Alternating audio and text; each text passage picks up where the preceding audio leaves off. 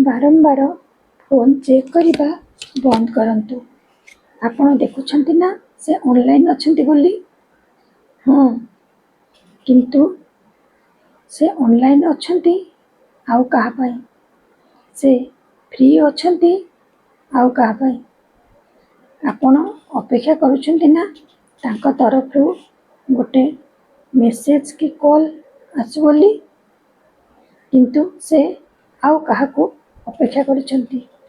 ଆପଣ ବାର ବାର ଫୋନ୍ ସ୍କ୍ରିନ୍ରେ ନିଜର ଖୁସି ଖୋଜିବା ବନ୍ଦ କରନ୍ତୁ।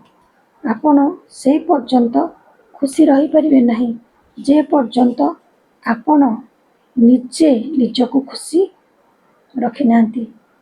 ତ ଆପଣ ଅନ୍ୟଠାରୁ ଖୁସି ଆଶା ନ କରି ନିଜେ ଖୁସିରେ ରୁହନ୍ତୁ। ଜୟ